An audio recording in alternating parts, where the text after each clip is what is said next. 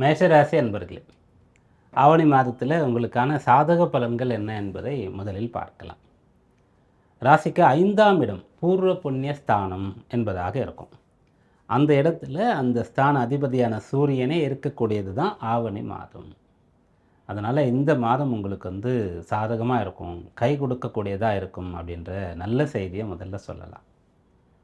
மற்றைய கிரகங்கள் ராசிநாதனாக இருக்கட்டும், அல்லது ஜீவனாதிபதியாக இருக்கட்டும், தனாதிபதியாக இருக்கட்டும், இவங்கெல்லாம் நமக்கு கொஞ்சம் பலம் குறைந்து இருந்தாலும் கூட இந்த பூர்வ புண்ணியஸ்தானம் வலுத்துடுச்சு, அது பலமாக இருக்குதுன்னு சொன்னால் நல்ல ஒரு வாழ்க்கையை வாழ்ந்துட முடியும். அப்படி இந்த மாதம் பூர்வ புண்ணியஸ்தானம் பலமாக இருக்குது.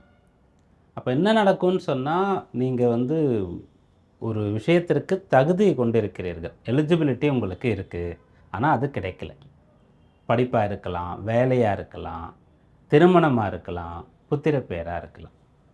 அந்த விஷயங்கள் இப்போ உங்களுக்கு கிடைக்க போகிறது. அவங்கவுங்களுக்கு ஏற்ற மாதிரி என்ன தேவையோ, எதற்காக முயற்சிக்கிறீங்களோ அந்த விஷயம் கிடைக்கக்கூடிய அம்சம் இருக்கிறது. பொதுவாக எல்லாருக்குமே ஒரு விஷயம் நடக்கும் அப்படின்னு பார்க்கும்போது, பூர்வீக சொத்து. பூர்வீக சொத்து அனுபவிக்க முடியாமல் இருக்குது, பிரச்சனையில் இருக்குது, அல்லது அதை டெவலப் பண்ணணும், புதுப்பிக்கணும். ஒரு வீடு இருக்குது, அதற்கு பணம் தேவை, எல்லாரும் சேர்ந்து தான் முடிவெடுக்கக்கூடியதாக இருக்கும், உடன் பிறந்தவர்கள்லாம் சேர்ந்து. இப்படிப்பட்ட விஷயங்கள்லாம் மேஷராசியில் இருக்கக்கூடிய எல்லாருக்குமே சாதகமாக இருக்குது. பூர்வீகத்தில் நமக்கு இது போல் சொல்லிக்கிறதுக்கு எதுவுமே இல்லையே அப்படின்றவங்க இந்த மாதத்தில் நம்ம பூர்வீகத்தில் ஒரு இடம் வாங்குகிறோம், ஒரு வீடு வாங்குகிறோம், இடம் வாங்கி வீடு கட்டுறோம் அப்படின்ற ஒரு எண்ணம் வர பெறுவீங்க. அந்த 5ஆம் இடம்ன்றது பூர்வீகம் அப்படின்னு சொல்லக்கூடியதில் சம்மந்தப்படும். பிள்ளைகளுக்காக நீங்கள் படக்கூடிய ஆசைகள் நிறைவேறும். உங்களுடைய பிள்ளைகள் நல்லா இருக்கணும், அவங்கள கரை சேர்க்கணும். அவங்களுடைய கல்வி, அவங்களுடைய உயர்கல்வி, அவங்க செய்யக்கூடிய உத்தியோகம், அவங்களுக்கான சொத்து பத்துக்கள்லாம் சேர்க்கறது, வாங்கிறது, இப்படிப்பட்ட விஷயங்கள் எல்லாம் உங்களுக்கு இந்த மாதத்தில் கை கொடுக்கக்கூடியதாக இருக்கும்.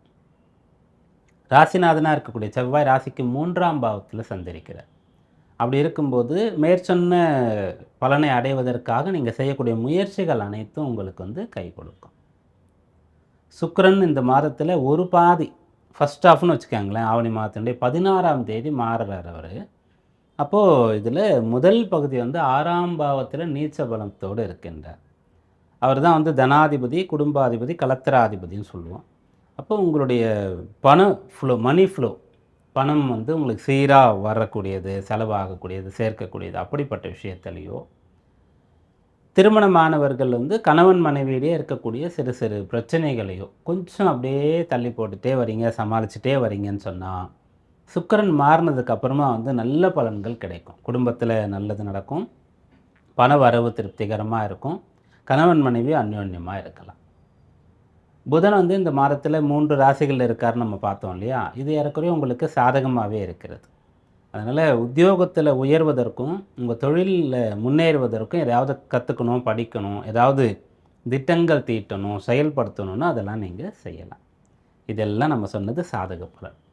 கவனமாக இருக்க வேண்டியது என்னென்னா, 5ஆம் இடத்துல சூரியன் இருக்கிறது ரொம்ப விசேஷம் உங்கள் ராசியை பொறுத்த வரைக்கும். ஏன்னா அவர் 5ஆம் அதிபதி தான், அங்கேயே ஆட்சி பலம் பெறுகிறார் அப்படின்றதுனால, பூர்வ புண்ணிய ஸ்தான அதிபதின்றதுனால. ஆனால் கேதுவோடு சேர்ந்திருக்கில்ல, அப்போது எந்த ஒரு பலனையும் சுலபமாக அடைய முடியாது. கொஞ்சம் அதுக்காக நிறைய திங்க் பண்ணணும், நிறைய பிளான் பண்ணணும், நிறைய டைம் முயற்சி பண்ணணும், நல்லவங்களுடைய துணை வேணும், தெய்வ வழிபாடு இருக்கணும். அப்படியாக கொஞ்சம் குழப்பங்களும் தடை இடையூறுகளும் ஏற்படும். சில சமயத்தில் அவநம்பிக்கை கூட உண்டாகும். ஆனாலும் கூட அதை மீறி நீங்கள் முழு நம்பிக்கையோடு முயற்சி செய்தால் இந்த மாதம் பலன் தரக்கூடியதாக இருக்கும். இந்த மாதத்தில் உங்களுக்கான வழிபாடு என்ன அப்படின்னு சொன்னால், அந்த சூரியனோடு கேது சேர்ந்திருக்காருன்னு பார்த்தோம் இல்லையா, அப்போ விநாயகர் சதுர்த்தி வருகிறது. விநாயகர் சதுர்த்தியில் வழிபாடு செய்யக்கூடியதை தாண்டி உங்கள் சக்திக்கேற்ற தான தர்மங்களை நீங்கள் செய்கிறீங்கன்னு சொன்னால் ஆவணி மாதம் அற்புதமாக இருக்கும்.